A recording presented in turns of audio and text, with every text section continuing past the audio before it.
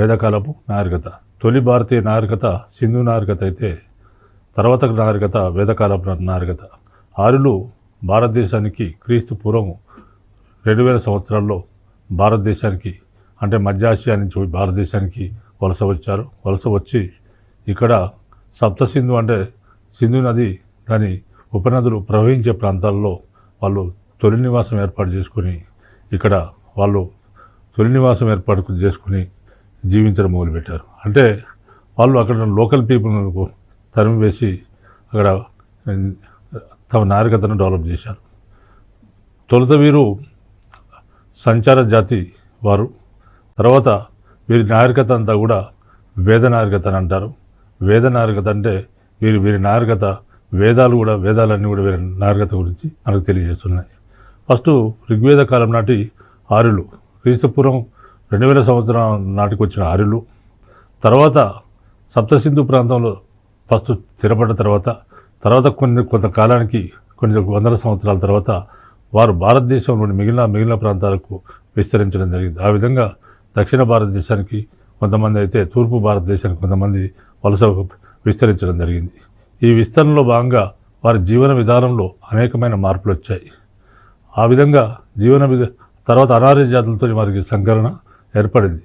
తర్వాత ఈ విధంగా ఆర్యులు అంటే ఋగ్వేదం అంటే మొత్తం 4 వేదాల్లో ఋగ్వేదం, యజుర్వేదం, సమవేదం అండ్ అధర్వణ వేదం. ఋగ్వేదము తొలి ఆర్యుల జీవన విధానాన్ని గురించి మనకు తెలియజేస్తుంది. తర్వాత మలివేద కాలం అంటే మిగిలిన 3 వేదాలు మిగిలిన వాళ్ళ విస్తరణ క్రమాన్ని మనకు తెలియజేస్తాయి. ఈ విధంగా వేద నాగరికత అనేది ఒక ఇంపార్టెంట్. అంటే ఈ విధంగా తొలి వేద నాగరికత, మలివేద నాగరికత అని అంటారు. ఆ విధంగా ఆర్యులు మిగతా ప్రాంతాలకు విస్తరించిన క్రమంలో దాన్ని మలివేద నాగరికతగా మనం భావించవచ్చు. తర్వాత వేద నాగరికత గురించి నా టాపిక్ ఈరోజు నేను ఎక్స్ప్లెయిన్ చేస్తాను. ఫస్ట్ గ్రూప్ 1 ప్రిలిమినరీలో ఎలాంటి ప్రశ్నలు వచ్చే అవకాశం ఉంది అని అంటే, ఋగ్వేద కాలం నాటి జీవన విధానము ఎక్కువగా ఏ విధంగా ఉండేదంటే వాళ్ళ జీవన విధానము గ్రామీణ యుతం. అంటే గ్రామాల్లో మాత్రమే వాళ్ళు ఉండేవారు. అంటే మన సింధు నాగరికత కాలంలో కేవలం అది పట్టణ నాగరికత అయితే ఋగ్వేద కాలం నాటి జీవనము ఎక్కువ గ్రామీణ యుతం. తర్వాత 4 ఆల్టర్నేటివ్స్ ఇస్తారు. గ్రామీణ యుతం అనేది ఆన్సర్ అవుతుంది. తర్వాత ఆర్య అనే పదము ఏ భాషకు చెందినది అనేది మరొక క్వశ్చన్. ఆర్య అనే పదము ఏ భాషకు చెందినది మరొక క్వశ్చన్.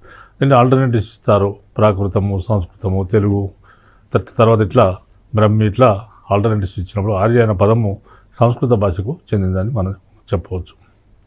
తర్వాత నిష్కము అనగా నాణెము. ఆ నాణెం పేరు ఆర్యుల కాలం నాణెం పేరు నిష్కమని అంటారు. తర్వాత మరొక ప్రశ్న, భూమిని దున్నడం, విత్తడం, కోయడం, చెరగడం వంటి ఆ దశలు ఎక్కడ పేర్కొనబడ్డాయి?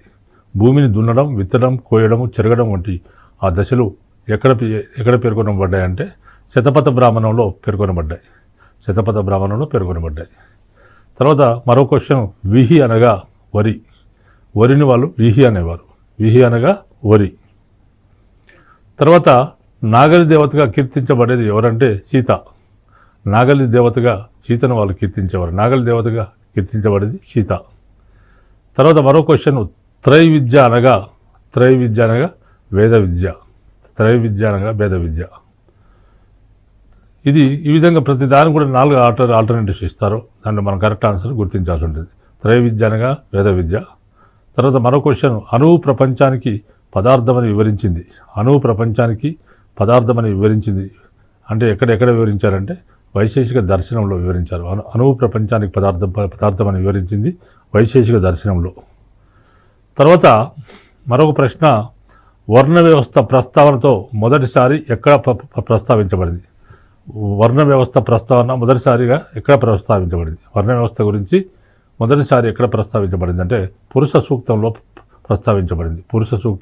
ప్రస్తావించబడింది. ఇవి మనకు ప్రిలిమినరీలో వచ్చే కొన్ని ముఖ్యమైన ప్రశ్నల గురించి నేను చెప్పడం జరిగింది. ఇప్పుడు గ్రూప్ 1 మెయిన్స్లో ఉండే సెకండ్ పేపర్లో ఉండే భారతదేశ చరిత్ర, సంస్కృతి, భారతదేశ చరిత్ర గురించి మెయిన్స్లో వచ్చే సమాచారం గురించి నేను ఇప్పుడు వివరిస్తాను. ఇక్కడ వేద నాగరికత కాలం నాటి ఆర్థిక సామాజిక పరిస్థితులను వివరించండి. వేద నాగరికత కాలం నాటి ఆర్థిక సామాజిక పరిస్థితులను వివరించండి అనే ప్రశ్న అడిగినప్పుడు మనము ఎలా రాయాలంటే ముందు ఇంట్రడక్షన్ ఇవ్వాలి. అదేంటంటే ఆర్యుల ఆగమనంతో భారతదేశంలో చారిత్రక యుగం ప్రారంభమైంది. ఆర్య సంస్కృతి పూర్తిగా విదేశీ జనితమైంది. వాళ్ళు విదేశాల నుంచి వచ్చారు కాబట్టి అది విదేశీ జనితమైంది. ఆర్యుల ఆగమనంతో భారతదేశంలో చారిత్రక యుగం ప్రారంభమైంది. ఆర్య సంస్కృతి విదేశీ జనితమైంది. ఆర్యులు ఇండో యూరోపియన్ భాషా కుటుంబానికి చెందినవారై మధ్య ఆసియా పారసిక దేశాల నుంచి కాలక్రమేణా భారతదేశానికి వలస రావడం జరిగింది. తర్వాత వీరి నాగరికత పూర్తిగా గ్రామీణ వ్యవస్థకు సంబంధించిన నాగరికత. వీరి నాగరికత గ్రామీణ వ్యవస్థ జీవనం మీద ఆధారపడింది. వీరి నాగరికత గ్రామీణ వ్యవస్థ జీవనం మీద ఆధారపడింది. తర్వాత అంతకుముందు సంచార జీవులుగా ఉన్న వీరు భారతదేశానికి వచ్చిన తర్వాత ఇక్కడ వ్యవసాయం చేపట్టి స్థిర జీవితానికి అలవాటు పడ్డారు. కొంతకాలం తర్వాత వీరు భారతదేశంలోని మిగిలిన ప్రాంతాలకు విస్తరించినప్పుడు వీరి జీవన విధానంలో మార్పు వచ్చింది అనేది ఇది మన ఇంట్రడక్షన్లో వస్తుంది. ఇంతవరకు మనం ఇంట్రడక్షన్ తీసుకున్న తర్వాత మనం అసలు మ్యాటర్లోకి వెళ్తే ఏంటంటే అసలు మ్యాటర్లోకి వెళ్ళాలి. ఆర్యులు ఆ విధంగా ఆర్యులు మరి రాజకీయ వ్యవస్థ ఏ విధంగా ఉండేదంటే ఆర్యులు ప్రతి గుంపులుగా ఉండేవారు. వారు ఆ గుంపుకు వాళ్ళందరూ కలిసి ఒకరిని రాజుగా ఎన్నుకునేవారు. ఆ రాజు యొక్క ముఖ్య బాధ్యత ఏంటంటే గుంపు ప్రజారక్షణ ఆ రాజు యొక్క ముఖ్య బాధ్యత. ఆ రాజుకు ప్రజారక్షణ చేసినందుకు ప్రజలు బలి అనే పన్ను చెల్లించేవారు. తర్వాత ప్రజాభిప్రాయాన్ని ప్రతిబింబించడానికి ఇక్కడ 2 సభలు ఉండేవి. అవేంటంటే సభ, సమితి. సభలోనో మేధావులు పెద్దవాళ్ళందరూ సభలో సభ్యులుగా ఉంటే రాజ్యంలోని మిగతా కామన్ పీపుల్ సమితిలో సభ్యులుగా ఉండేవారు. ఏదైనా రాజు ఏదైనా నిర్ణయం చేయాలంటే సభా సమితికి చెప్పి చేయాల్సి ఉంటుంది. సభా సమితికి అనుమతి తీసుకోవాల్సి ఉంటుంది. కాబట్టి ఇట్లా రాజరిక వ్యవస్థ కాలంలో ఉండేది. తర్వాత మనకు ఈ ప్రశ్నలో ముఖ్యమైనది ఆర్థిక వ్యవస్థ, సామాజిక వ్యవస్థ. కాబట్టి ఋగ్వేద ఆర్యులు ప్రధానంగా గ్రామీణ జీవితాన్ని గడిపారు. వాళ్ళ ముఖ్య వృత్తులు ఏంటంటే వ్యవసాయం చేసేవారు. తర్వాత పశుపాలన చేసేవారు. పశుపాలన అంటే ఆవులను పరిరక్షించుకునేవారు. వారి యొక్క పశు సంపద ఏంటంటే ఆవులను కాపాడుకునేవారు. మరి వ్యవసాయము, పశుపాలన ప్రధాన వృత్తులుగా ఉండేవి. తర్వాత అడవులను నరికి పంట పొలాలను ఆక్రమించారు. అడవులను నరికి నూతన పంట పొలాలను వెలుగులోకి తెచ్చారు. తర్వాత అడవులను ఛేదించి పంట పొలాలుగా మార్చిన ఆర్యులు ఇతోధికంగా వ్యవసాయాభివృద్ధికి వాళ్ళు కారకులు కావడం జరిగింది. తర్వాత గ్రామాల్లో పంట పొలాలు కుటుంబ పరంగా ఉండేవి. ఒక్కొక్క కుటుంబానికి ఇన్ని పంట పొలాలని ప్రతి గ్రామంలో కుటుంబ పరంగా పంట పొలాలు ఉండేవి. పచ్చిక బీడులు మాత్రము గ్రామస్తుల ఉమ్మడిగా అనుభవించేవారు. దాంట్లో ఉన్న పచ్చిక బీడులు మాత్రం కామన్గా వారు ఉపయోగించుకునేవారు. పొలాలకు చుట్టూ గట్లు, కంచెలు ఏర్పాటు చేసుకున్నారు. బావులు తవ్వి నీటి వనరులు కల్పించుకున్నారు. వ్యవసాయానికి ఎక్కువగా గుర్రాలను వాడేవారు. వ్యవసాయ పనులకు గాను గుర్రాలను ఉపయోగించారు. ఆర్యులకు పశువులే ధనం. పశువులు అంటే ఆవులే వారి ధనం. అవి మారుపడకుండా పశువుల చెవుల మీద గుర్తులు వేసుకునేవారు. అవి ఎక్కడ కాటుగలవకుండా మారుపడకుండా పశువుల చెవుల మీద గుర్తులు వేసుకునేవారు. వర్తకంలో మారకంగా కూడా పశువులు ఉపయోగపడేవి. అంటే వర్తకంలో వినిమయంగా మారక వస్తువులుగా కూడా ఈ ఆవులు, పశువులు వీరు ఉపయోగించుకునేవారు. తర్వాత ఈనాటి ముఖ్య పంటలు ఏంటంటే బార్లీ, గోధుమలు, వరి, నూనె గింజలు, ప్రతి పంటలు పండించేవారు. తర్వాత వైదిక యుగంలో కూడా భారతదేశము విదేశాలతో వాణిజ్యం సాగించింది. ఈ కాలంలో కూడా భారతదేశము వీరు కూడా విదేశాలతో వాణిజ్యం సాగించారు. వాణిజ్యం చాలా భాగం హిమాలయ పర్వతాల గుండా, పర్వత మార్గాల గుండా నడిచేది. అంటే ఈ వాణిజ్యం ఆ కాలంలో ఈ రవాణా సదుపాయాలు రోడ్లు లేవు కాబట్టి ఆ కాలంలో చాలా భాగం హిమాలయ పర్వత మార్గాల గుండా విదేశీ వాణిజ్యం జరిగేది. తర్వాత నౌకా వాణిజ్యం కూడా ఉండేది. సముద్రంలో నౌకల ద్వారా కూడా వాణిజ్యం, ఇతర దేశాలకు వాణిజ్యం జరుగుతుండేది. ఈ వాణిజ్యం అనేది చాలా వరకు వని అనే జాతి వారు వాణిజ్యం సాగించారు. వని అనేది అంటే వాణిజ్యం చేయడానికి ఒక ప్రత్యేక జాతి ఉంది. అదేంటంటే వని అనే జాతి వారు వాణిజ్యం సాగించడం జరిగింది. వని అనే జాతి వారు వీరు అనార్య జాతుల్లోని వారుగా కనిపిస్తారు. వని అనే జాతి వారు ఆర్య తెగలోని వారు కాదు. వీరు అనార్య జాతుల్లోని వారుగా మనకు కనిపిస్తారు. వని అనే జాతి వారు వడ్డీ వ్యాపారం కూడా చేసేవాళ్ళు.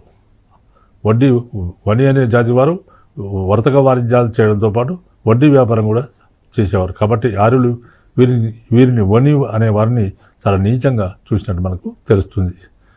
తర్వాత వ్యవసాయం వాణిజ్యాలతో పాటు సామాజిక జీవిత అవసరాలను తీర్చడానికి వివిధ వృత్తులు ఉండేవి. వ్యవసాయము వాణిజ్యాలతో పాటు సామాజిక వివిధ వృత్తులు చేసుకునేవారు సమాజంలో ఉండేవారు. అదేంటంటే వివిధ వృత్తులు ఏంటంటే పశుగణాభివృద్ధి అంటే పశువులను పెంచేవారు ఒక వృత్తి, చేపల పెంపకం చేసేవారు ఒక వృత్తి, కమ్మరి పని చేసేవారు ఒక వృత్తి, వడ్రంగము, తోళ్లను శుద్ధి చేయడము, ఇవన్నీ సర్వసాధారణ వృత్తులు. కమ్మరి పని వాళ్ళు కొత్తగా కనిపెట్టబడ్డ ఇనుముతో పనిముట్లు తయారు చేసేవారు. కమ్మరి పని వాళ్ళు కొత్తగా కనిపెట్టబడ్డ ఇనుముతో పనిముట్లు తయారు చేసేవారు. ఇనుము వాడకము ఆర్యుల జీవితాన్ని సునాయాసపరిచింది. ఇనుము వాడకం అంటే ఇనుము క్రీస్తుపూర్వం 600 సంవత్సరాల్లో ఇనుము వాడకం అమల్లోకి వచ్చింది. ఈ ఇనుము వాడకం అనేది ఆర్యుల జీవితాన్ని చాలా సునాయాసపరిచింది, ఈజీగా చేసింది. ఎందుకంటే సింధు నాగరికత ప్రజలకు ఇనుము తెలియదు, కానీ ఆర్యుల కాలం నాటికి ఇనుము కనిపెట్టబడింది. కాబట్టి ఇనుము వాడకం ఆర్యుల జీవితాన్ని చాలా ఈజీ లైఫ్ని చేసి సునాయాసపరిచింది. ఇనుము చాలా కఠినమైన గట్టి లోహం కావడంతో పనిముట్లు ఆయుధాల తయారీకి రాగి కన్నా కంచు కన్నా ఎక్కువగా ఇనుము అనుకూలంగా ఉండేది. తర్వాత నూలు బట్టలు నేయడాన్ని స్త్రీలే ఎక్కువగా నిర్వహించేవారు. బట్టలు నేయడాన్ని నూలు బట్టలు ఎక్కువ స్త్రీలే నిర్వహించేవారు. తమ భూముల సేద్యానికి ఇతరులను వినియోగించే శక్తిగల ధనవంతులైన భూస్వాములు వ్యాపారాన్ని చేపట్టడం ఈ కాలం నాటి ముఖ్య గమనించదగ్గ విషయం. తమ భూముల సేద్యానికి ఆనాటి భూస్వాములు ఎవరైతే ధనవంతులు భూస్వాములు ఉంటారో వీరు తమ భూములను సేద్యం చేయడానికి ఇతరులను వినియోగించే వారు ఉండేవారు. వారి వ్యాపారం చేపట్టడం ఈ కాలం నాటి ముఖ్య అంశం. వ్యాపారం ప్రధానంగా స్థానిక ప్రాంతాలకు పరిమితమైంది.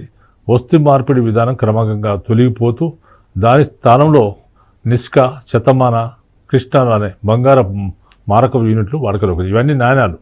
అంటే వీరు అంతకుముందు వస్తు మార్పిడి విధానం ఉండేది. ఒక వస్తువు ఇస్తే దానికి మారుగా ఇంకో వస్తువును ఇచ్చేవారు. ఆ విధానం క్రమంగా తొలగిపోయింది. దాని స్థానంలో నూతన నాణ్యాలు వెలుగులోకి వచ్చాయి. అవి ఏంటంటే నిష్కము, శతమానము, తర్వాత కృష్ణ అనే బంగారపు నాణ్యాలు వాడకంలోకి వచ్చాయి. వర్తక సంఘాలు ఉన్నట్టు మనకు తెలుస్తుంది. ఈ కాలంలో వర్తక సంఘాలు ఉండేవి. ఆనాటి ఎద్దుల బండి, రథాలు, తర్వాత జంతువులపై స్వారీ చేయడం నాటి ప్రయాణ రవాణా సదుపాయాలుగా ఉండేవి. ఎద్దుల బండి ప్రధానమైంది, తర్వాత రథాలు ఉండేవి, తర్వాత జంతువులపై స్వారీ చేయడము నాటి ప్రయాణ రవాణా సదుపాయాలుగా వీళ్ళు ఉపయోగించుకునేవారు. ఇవన్నీ ఆర్థిక పరిస్థితులు.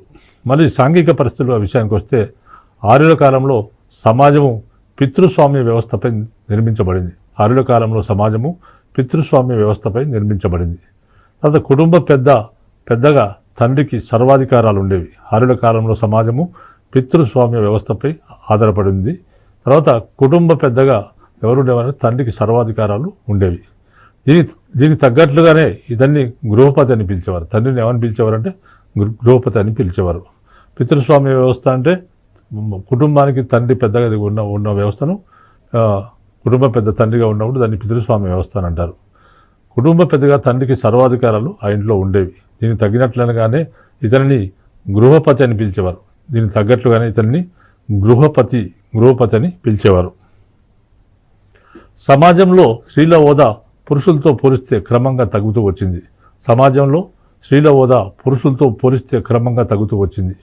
ఆస్తి హక్కు లేకపోవడము, తరచూ ఆరితెగల మధ్య యుద్ధాలు జరుగుతుండడం వల్ల వాటిలో పాల్గొనగలిగే మగపిల్లల జనాన్ని వారు కోరుకునేవారు. ఇప్పుడు ఈ కాలంలో స్త్రీలకు పురుషులతో పోలిస్తే స్త్రీల హోదా క్రమంగా తగ్గుతూ వచ్చింది. ఎందుకంటే వారికి ఆస్తి హక్కు లేదు. తరచుగా ఆర్యతెగల మధ్య ఈ ఆర్యతెగల వాళ్ళు గుంపులుగా ఉన్నారు కాబట్టి వీరు పరస్పరాధిక్యం కోసం నిరంతరం పోరాటం చేసుకునేవారు. ఈ విధంగా పరస్పర ఆధిక్యం కోసం నిరంతరం పోరాటం చేసుకుంటున్న క్రమంలో వీరికి సైనికుల అవసరం బాగా వచ్చింది. సైనికుల అవసరం వచ్చినప్పుడు ఆ ఆడపిల్లలు అయితే సైన్యానికి పనికిరారు కాబట్టి మగపిల్లలు పుట్టాలని కోరుకుంటుండేవారు. ఆడపిల్లలను పుట్టడాన్ని డిస్కరేజ్ చేస్తుండేవారు. కాబట్టి వాటిలో పాల్గొనగలిగే మగపిల్లల జన్మాన్ని వీళ్ళు కోరుకునేవారు. కాబట్టి ఆడపిల్లలకు స్వాతంత్రం క్రమక్రమంగా తగ్గిపోయింది. రాజులు అగ్రవర్ణాల వారు భార్యాత్వానికి దిగడం, స్త్రీల విద్య ఎక్కువ సంగీత నాట్యాలకే పరిమితం కావాలి. రాజులు అగ్రవర్ణాల వారు ఏం చేసేవారంటే బహుభార్యాత్వం చేసేవారు. అంటే ఒక భార్యను మించి, ఒక స్త్రీని మించి ఎక్కువ మంది స్త్రీలను పెళ్లి చేసుకోవడానికి బహుభార్యాత్వం అంటారు.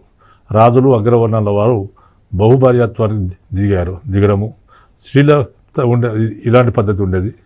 స్త్రీల విద్య, స్త్రీలు కేవలం ఎక్కువగా వారి విద్య సంగీత నాట్యాలకే పరిమితమైపోయింది.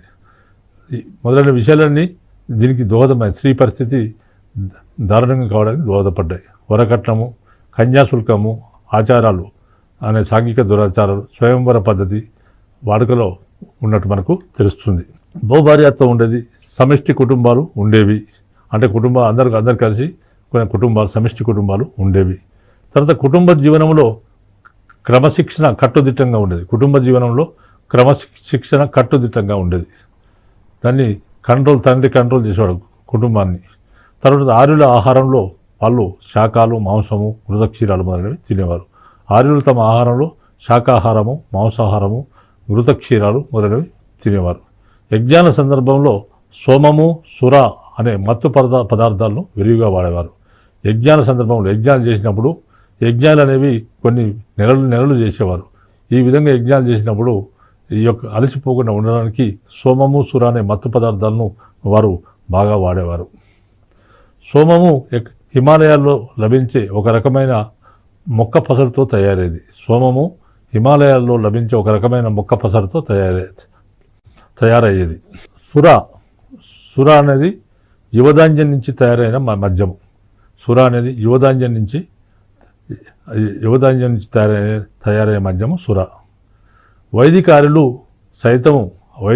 సైతము వస, దోవతి, ఆదివస, ఉత్తరీయము. వైదికారులు వస, దోవతి, ఆదివస, ఉత్తరీయం అనే రెండు వస్త్రాలను ఈ రెండు వస్త్రాలను వారు ధరించేవారు. స్త్రీ పురుషులు ఇద్దరు కూడా ఉష్ణిపాలు వాడారు. స్త్రీ పురుషులు ఉభయులు కూడా ఇద్దరు కూడా ఉష్ణిపాలు వాడేవారు. ఉన్ని బట్టల వాడకం ఎక్కువ, చలి ఎక్కువ కాబట్టి ఉన్ని బట్టలను ఎక్కువగా ఉపయోగించేవారు. ఉన్ని బట్టల వాడకం ఎక్కువ. యజ్ఞ సమయాల్లో పట్టుబట్టలు ధరించినట్టు యజ్ఞ సమయాల్లో వీరు పట్టుబట్టలు ధరించేవారు. స్త్రీలకు పురుషులకు కూడా ఆభరణాల పట్ల ఆసక్తి ఎక్కువ. నాటి ఆభరణాల్లో ప్రధానమైన ఆభరణాల్లో నిష్కము అంటే కంఠాభరణం.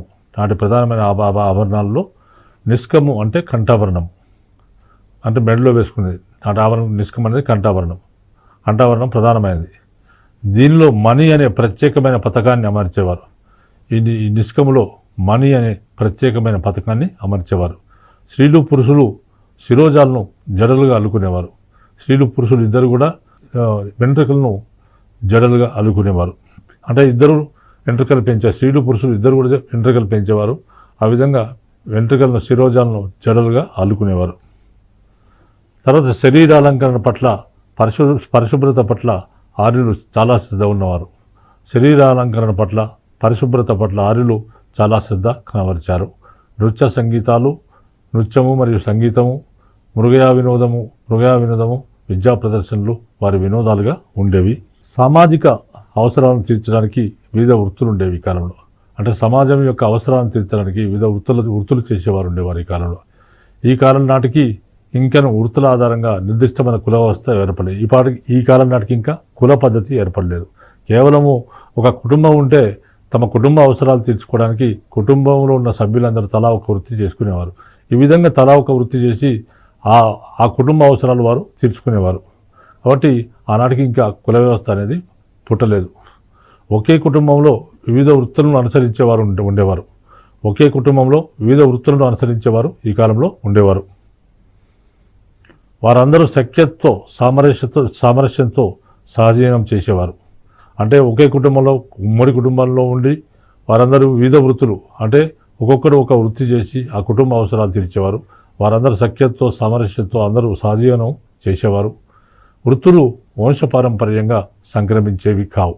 అంటే వృత్తులు వంశపారంపర్యంగా ఇంకా సంక్రమించేవి కాలేదు ఆ కాలం నాటికి. వృత్తి మార్పిడి విషయంలో కానీ వారి వివిధ వృత్తుల మధ్య పరస్పర వైవాహిక సంబంధాల విషయంలో కానీ వృత్తి మార్పిడి చేసుకునే విషయంలో కానీ వారి వివిధ వృత్తుల మధ్య పరస్పర వైవాహిక సంబంధాల విషయంలో కానీ సాపంక్తి భోజనాల విషయంలో కానీ అంటే అందరు కలిసి భోజనం చేయడం సాపంక్తి భోజనాల విషయంలో కానీ ఏ విధమైన ఆంక్షలు ఈ కాలంలో లేవు. ఋగ్వేద కాలం నాటి సమాజంలోని ఆర్య దాస్య వర్ణాలు కేవలము ఆర్యులకు అనార్యులకు మధ్య గల సాంస్కృతిక జాతి వైరుధ్యం వల్ల ఏర్పడ్డవే.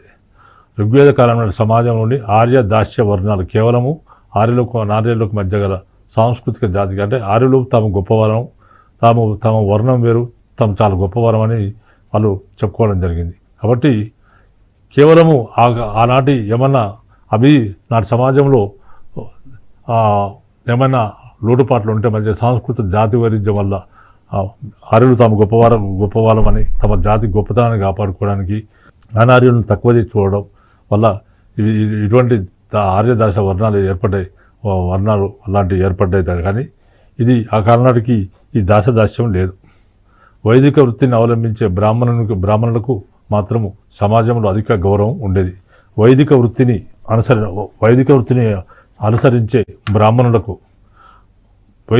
అవలంబించే బ్రాహ్మణులకు సమాజంలో అధిక గౌరవం ఉండేది. అధ్యాపక వృత్తి కూడా వారి బ్రాహ్మణులదే. అంటే టీచర్లుగా కూడా బ్రాహ్మణులు పనిచేసేవారు. అధ్యాపక వృత్తి కూడా బ్రాహ్మణులదే.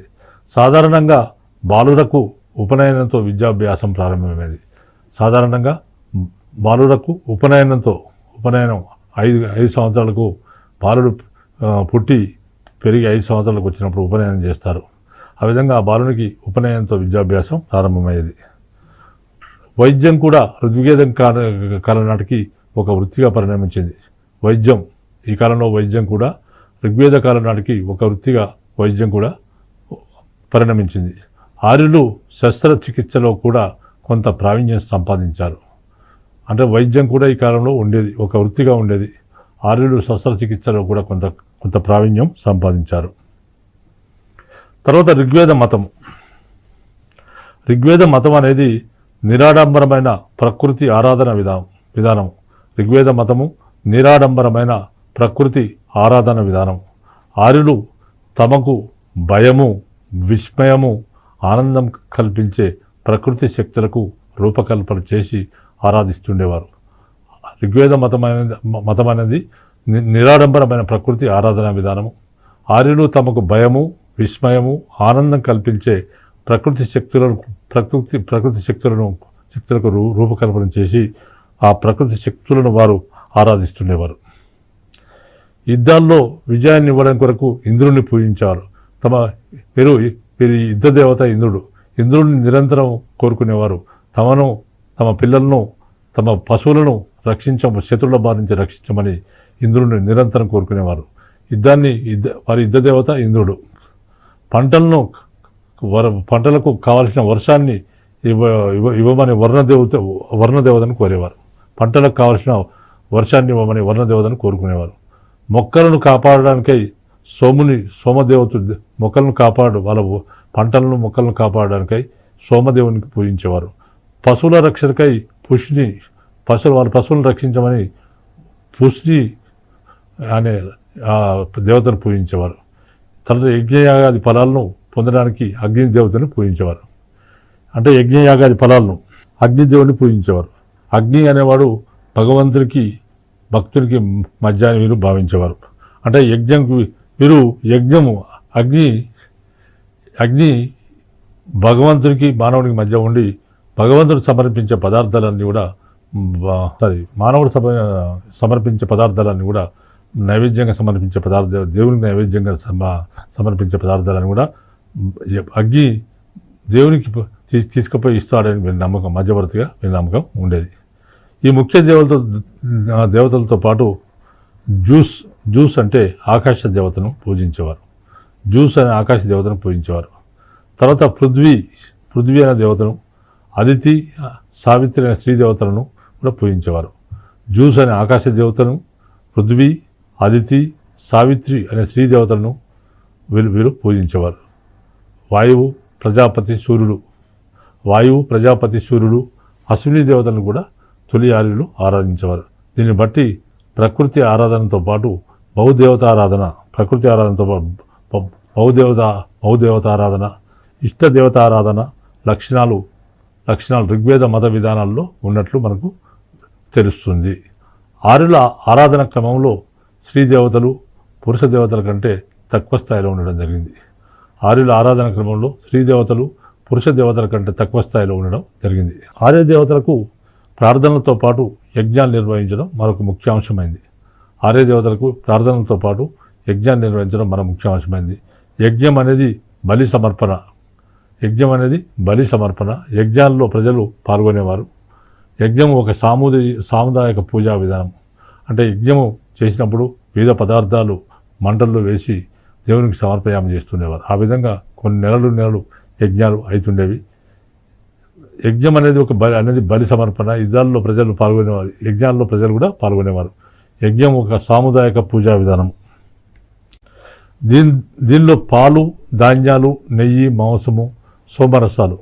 యజ్ఞంలో ఏం ఉపయోగించేవారంటే పాలు, ధాన్యాలు, వివిధ ధాన్యాలు, పాలు, ధాన్యాలు, నెయ్యి, మాంసము, సోమరసాలు. దీనిలో యజ్ఞంలో పాలు, ధాన్యాలు, నెయ్యి, మాంసం, సోమరసాలు ఇవన్నీ దేవతలకు నైవేద్యంగా సమర్పిస్తుండేవారు. సోమరస నైవేద్యము క్రతువుల్లో అతి ముఖ్యమైనది. అంటే ఈనాటి యజ్ఞయాగాల్లో సోమరసము అనేది నైవేద్యం అనేది చాలా ముఖ్యమైన నైవేద్యంగా ఉండేది. నైవేద్యాలను దేవతలకు తీసుకుని పోవు మధ్యవర్తిగా అగ్నిదేవుడు ఆర్యుల మతంలో ఉత్కృష్ట స్థానం వహించాడు. నైవేద్యాలను దేవతలకు తీసుకుని పోవు మధ్యవర్తిగా అగ్నిదేవుడు ఆర్యుల మతంలో ఉత్కృష్ట స్థానం వహించాడు. అసురులను శత్రువులుగా భావించేవారు. ఆర్యులు నదులను, వృక్షాలను, నాగాలను, శిలలను కూడా పూజిస్తుండేవారు.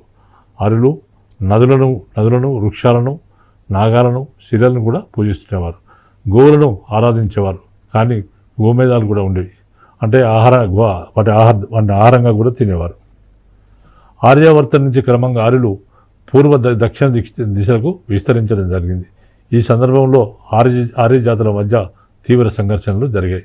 ఆర్యావర్తనం నుంచి క్రమంగా ఆర్యులు కొన్ని వందల సంవత్సరాల తర్వాత వారు దక్షిణ దిశలకు విస్తరించారు. ఈ సందర్భంలో ఆర్య జాతుల మధ్య తీవ్ర సంఘర్షణలు జరిగాయి. ఈ విధంగా మహాభారత యుద్ధమే దీనికి చక్కని ఉదాహరణని కొందరి అభిప్రాయం. దీని ఫలితంగా కొన్ని జాతులు అదృశ్యాలై మరికొన్ని జాతులు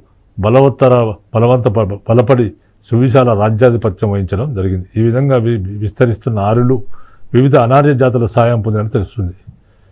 వీరి మధ్య పరస్పర ఐక్యం కోసం పోరాటం జరుగుతున్నప్పుడు అనార్య జాతులతో వీరికి ఆ విధంగా వీరు పరస్పరం పోరాడుకుంటున్నప్పుడు కొందరు అనార్య జాతుల సహాయం తీసుకుంటున్నట్టు మనకు తెలుస్తుంది. ఇంతటి సాన్నిధ్యం వల్ల అనార్య నాగరికత జీవిత రంగాల్లో చాలా ముఖ్యమైన మార్పులు వచ్చాయి. సో ఇది మనకు ఆర్య నాగరికతకు సంబంధించి తొలివేద కాలపు నాగరికతకు సంబంధించిన ముఖ్యాంశాలు. కాబట్టి ఇంకా మలివేద కాలం నాగరికత ఉంది. కాబట్టి ఇంకా ఈ క్వశ్చన్కు ఈ ప్రశ్నకు సమాధానం పూర్తి కాకపోవడము కారణంగా నెక్స్ట్ ఎపిసోడ్లో నేను మిగతా సమాచారం, ఈ ప్రశ్నకు సంబంధించిన మిగతా సమాచారం వివరించడం జరుగుతుంది. కాబట్టి ఇంతటితో ముగిస్తున్నాను.